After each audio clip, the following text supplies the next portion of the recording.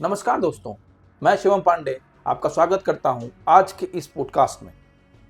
आज हम बात करेंगे एक ऐसे मुद्दे की जो कि छात्र हितों से संबंधित है। देश के अंदर हायर एजुकेशन को रेगुलेट करने वाली अथॉरिटी यूजीसी से संबंधित है। यूजीसी ने एक नया बिल लाया, यूजीसी रेगुलेशन 2026, और इस बिल के आने के बाद देश के अंदर एक कोलाहल मच गया और पूरे देश के छात्र सवर्ण बनाम अन्य जाति में बंट गए। और उस बिल के बाद सुप्रीम कोर्ट ने भी एक नया वर्डिक्ट दिया। आज इन्हीं सभी बातों की चर्चा करने के लिए हमारे साथ हैं एक यंग और learned advocate mister Bhavesh Dwivedi, और आज हम इनसे जानेंगे कि ये बिल क्या है, किस प्रकार देश के बच्चों के ऊपर ये प्रभावित करेगा और माननीय सुप्रीम कोर्ट के वर्डिक्ट के बाद इस पर क्या प्रभाव पड़ेगा। बहुत बहुत धन्यवाद शिवम जी आपका। जी भावेश जी, प्रश्नों की श्रृंखला शुरू करते हैं और मेरा पहला प्रश्न ये है कि यूजीसी क्या है और हायर एजुकेशन में इसका क्या रोल है। जी शिवम जी, यूनिवर्सिटी ग्रांट कमीशन यानी UGC is governed under the act of UGC act 1956। इसका मुख्य उद्देश्य यह है कि कैसे यूनिवर्सिटीज़ को एक स्टैंडर्ड वे में आगे ले जाया जा सके, कैसे उनकी जो स्ट्रक्चर है, पढ़ाई से रिलेटेड चीज़ें हैं, एकेडमिक से रिलेटेड जो चीज़ें हैं या रिसर्च से संबंधित जो चीज़ें हैं, कैसे एक स्मूथ वे में एक अच्छे स्टैंडर्ड के साथ आगे बढ़ाया जा सके, एक यूजीसी जो है वो कमीशन जो है वो देखता है। दूसरा कि फाइनेंशियल असिस्टेंस, कई बार क्या होता है कि यूनिवर्सिटीज़ को सहायता की ज़रूरत होती है, फाइनेंशियली वीक यूनिवर्सिटीज़ जो हैं उनको कहीं ना कहीं कमीशन देखता है, ओवरव्यू करता है और उनको एड प्रोवाइड करता है। साथ ही साथ जो टीचरों का एक स्टैंडर्ड है, बच्चों का स्टैंडर्ड है, उसको बढ़ाने का कार्य भी यूजीसी यानी कमीशन देखता है। यह कमीशन एक लिंकिंग बॉडी है जो सरकार की एजुकेशन पॉलिसीज़ को कहीं न कहीं स्टूडेंट्स तक पहुंचाने का काम करती है और एक दूसरे को शिक्षा से जोड़े रखने का कार्य भी देखती है। जी, तो आपके कहने का मतलब कि यूजीसी सरकार के द्वारा ही बनाई एक फॉर्म बॉडी है जी, और ये जो है छात्रों और सरकार के बीच में एक लिंकेज का काम करती है। बिल्कुल जी बिल्कुल। भावेश जी, अगला प्रश्न ये है कि ये अचानक क्यों यूजीसी चर्चे में आ गया। ये यूजीसी 2026 रेगुलेशन क्या है, उसके बारे में बताएं। जी, यूजीसी का हाल ही में चर्चा में आने का एक मुख्य कारण एक नया बिल है जिसका नाम promotion of equity in higher education के नाम से हम जान रहे हैं या पढ़ रहे हैं अभी कहीं ना कहीं, उसको टीवी के माध्यम से, अखबारों के माध्यम से देख रहे हैं। यह एक ऐसा बिल है जो 2012 के एग्जिस्टिंग बिल को रिप्लेस करके लाया जा रहा है। एक नया बिल इंट्रोड्यूस किया जा रहा है जिसे नोटिफाई 13 जनवरी 2026 को किया जा चुका है, जिसने एक सवर्ण बनाम अन्य के बीच में एक लड़ाई का माहौल क्रिएट कर दिया है, खड़ा कर दिया है समाज के बीच में, और कहीं न कहीं एक अनबन देखने को मिल रही है। तो इस नए रेगुलेशन के आने की वजह से सवर्ण और अन्य जातियों के बीच में ये मतभेद क्यों पैदा हो गया, क्या कारण? देखिए शिवम जी, अगर मैं कहूँ सीधा सीधा इसका मुख्य कारण, इस मतभेद का मुख्य कारण क्या है, तो यह एक बिल है। स्वयं जो बिल अभी 13 जनवरी 2026 को प्रकाशित किया गया है गैजेट में, ऑफिशियल गैजेट में, इसका जो क्लॉज 3 है, clause 3 subsection 1 sub clause C, जो डिस्क्रिमिनेशन की डेफिनेशन को डिफाइन करता है। इस डेफिनेशन को मैं पुनः एक बार सभी के सामने, अपने व्यूअर्स के सामने, आपके सामने प्रस्तुत कर देता हूँ, बोल देता हूँ, दोहरा देता हूँ। Discrimination means discrimination only on the basis of caste और tribe against the member of schedule caste, schedule tribe और अदर बैकवर्ड क्लासेस। तो ध्यान से सुनिएगा, जो मैंने कहा कि ओनली, मैंने जानबूझ करके जो है ओनली पे फोकस किया। ओनली का मतलब है कि सिर्फ शेड्यूल कास्ट, शेड्यूल ट्राइब या अदर बैकवर्ड क्लासेस, उन्हीं पर केंद्रित है ये। क्या डिस्क्रिमिनेशन जनरल कैटेगरी के छात्रों के साथ या प्रोफेसर जो वहाँ पे कार्यरत हैं उनके साथ नहीं हो सकता है? यही एक विषय है, यही एक पॉइंट है जो कहीं न कहीं वॉयलेट करता है अनुच्छेद 14, article 14 of the constitution of India is violated by the rule regulation of this UGC. तो आपके कहने का मतलब है कि जो संविधान हमारे फंडामेंटल राइट्स में हमको राइट देता है, समानता के अधिकार को, उस अधिकार को ये रेगुलेशन जो है वॉयलेट करता है। बिल्कुल, जैसा कि आर्टिकल 14 कहता है कि equality before law and state cannot deny equality before the law and equal protection to all the members, all the citizens who are residing in the territory of India। तो equality before law की हम बात तो कर रहे हैं article 14 में। discrimination on the basis of caste, religion and other thing we are talking in article 15 as well।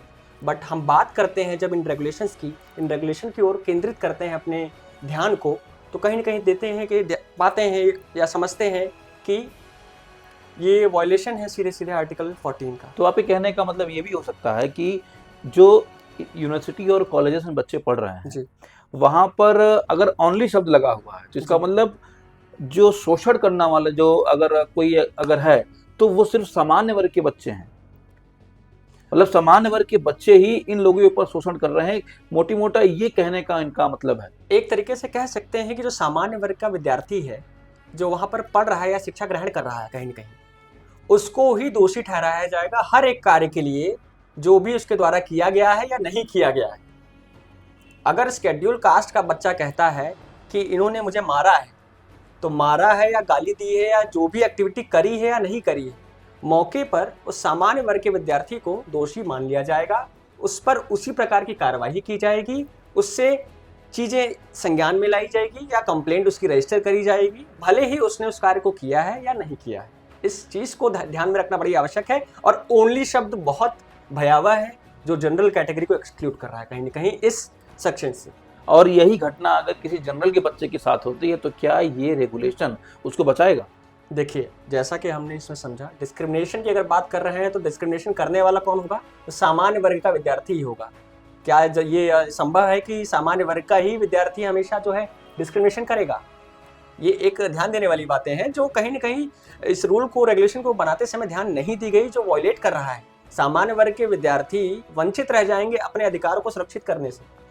तो मतलब आपने हम लोग को बड़े आसान शब्दों में समझा दिया कि जो पूरा मामला, जो पूरा प्रकरण इतने ज़्यादा शोरगुल मचा रहा है हमारे देश में इस समय, उसका कारण सिर्फ यही है कि जनरल का बच्चा जो है वही आक्रामक, वही शोषण करने वाला होता है और शोषित समाज जो है एससी, ओबीसी, अदर बैकवर्ड और अन्य हैं। जी, शिकार करने वाला हमेशा एक जनरल कैटेगरी का ही होगा और शिकार होने वाला हमेशा जो है शेड्यूल कास्ट का होगा, शेड्यूल ट्राइब का होगा या अदर बैकवर्ड क्लासेस के जो लोग हैं वही होंगे। शिकारी हमेशा जो है सामान्य वर्ग का विद्यार्थी को, प्रोफेसर को या सामान्य वर्ग के जो भी लोग हैं उसमें शामिल हैं, उन्हीं को दोषी माना जाएगा, उन्हीं को ठहराया जाएगा कि आप ही हैं इस कार्य के लिए जिम्मेदार। जी बिल्कुल। ठीक उसी प्रकार से सरकार फिर से उन्हीं योजनाओं को, उन्हीं विचारों को फिर से रूल्स के फॉर्म में, रेगुलेशंस के फॉर्म में ला रही है और जनरल कैटेगरी को शोषण करने वाला और शोषित होने वाले को ओबीसी, शेड्यूल कास्ट या शेड्यूल ट्राइब के व्यक्ति को या छात्र को मान लिया गया है। आप ये बताएं कि अभी हाल ही में माननीय सर्वोच्च न्यायालय ने इस रेगुलेशन के लिए को लेकर क्या आदेश पारित किया? देखिए, ऑनरेबल सुप्रीम कोर्ट ने 29 जनवरी 2026 को अपना एक इंटरिम ऑर्डर जो है दिया, इस बिल को लेकर दिया। उसका सिर्फ उद्देश्य यह था कि जो भी प्रोविजंस वायलेटिव हों आर्टिकल 14 को लेकर के, उनको अभी इफेक्ट में ना लाया जाए, उन पे विचार किया जाए। And state the implementation of UGC rules 2026। Also, the court has stated that no equity committee will be formed, no rule will be applicable on the present complaint or the ongoing complaint. The previous rule, the 2012 rule, which has been already formed by the UGC, will be implemented and will be applicable on those complaints. So, it is a better way to look over the complaints which is already going on. और जब तक supreme court इस पे कोई decision नहीं दे सकता है या जब तक यूजीसी अपनी एक रिपोर्ट क्लियर क्रिस्प चीज़ों को नहीं देती है ऑनरेबल सुप्रीम कोर्ट को, तब तक ये मामला विचाराधीन रहेगा और जितनी भी चीज़ें हैं, जितनी भी रेगुलेशन है, रूल्स हैं 2026 की, अभी इफेक्ट में नहीं आएंगी। तो एक तरफा ये फैसला कह सकते हैं कि जनरल कैटेगरी के फेवर में है। अभी तक जो भी सुप्रीम कोर्ट की जो चीज़ें हैं, जो उन्होंने ऑब्जर्वेशन जो उन्होंने अपनी दी है इस इंटरिम ऑर्डर के माध्यम से, कहीं ना कहीं यूजीसी के मुंह पे भी एक चपेट है और यह बिल कहीं न कहीं दुष्प्रभाव की ओर बढ़ता हुआ दिख रहा है। तो इसका मतलब सुप्रीम कोर्ट के अग्रिम आदेश के बाद इन नियमों पर अब क्या प्रभाव पड़ेगा? छात्र क्या इससे और प्रभावित होंगे इस समय के लिए? जैसा कि यह मामला माननीय सर्वोच्च न्यायालय में विचाराधीन है और माननीय सर्वोच्च न्यायालय की टिप्पणी यह भी है कि जब तक नया कानून या नए नियम पूरी तरीके से इफेक्ट में नहीं आ जाते हैं, जो भी प्रोविजंस हैं जो वॉयलेटिव हैं, अगर कोई किसी आर्टिकल को वॉयलेट कर रहे हैं या किसी व्यक्ति के मौलिक अधिकारों का उल्लंघन कर रहे हैं, तब तक 2012 का जो रेगुलेशन है यूजीसी का, वही लागू रहेगा, वही इफेक्ट में रहेगा और जो भी शिकायतें हैं, जो भी कमिटीज फॉर्म हुई थी उस पुराने वाले 2012 के रूल के अंडर वो कंटिन्यू रहेंगी। उसी रूल के अंडर जो भी डिसीजन होंगे वो लिए जाएंगे तब तक जब तक ये 2026 के ऊपर माननीय सर्वोच्च न्यायालय का फैसला नहीं आ जाता है। तो यह कह सकते हैं कि यह फैसला भी सुरक्षित है और जनरल कैटेगरी के फेवर में है कहीं ना कहीं। बहुत बहुत धन्यवाद आपका। धन्यवाद। दोस्तों, आज की इस पॉडकास्ट में हमने चर्चा की यूजीसी के नए रेगुलेशन के बारे में। उस पर बात करने के लिए हमारे साथ हैं एडवोकेट भावेश द्विवेदी, जिन्होंने बताया कि यह रेगुलेशन किस प्रकार छात्रों को प्रभावित करेगा और सुप्रीम कोर्ट के आए अग्रिम आदेश का प्रभाव इस रेगुलेशन पर किस तरह पड़ेगा। सुप्रीम कोर्ट के हालिया फैसले ने यह साबित कर दिया कि नागरिकों के मौलिक अधिकार की रक्षा के लिए सुप्रीम कोर्ट सदैव खड़ा है। अंत में यही कहूँगा, good law can be misused but a bad law can be used. आपसे विदा लेता हूँ, तब तक के लिए सुरक्षित रहें, जागरूक रहें और अपने हक के लिए सदैव लड़ते रहें। धन्यवाद।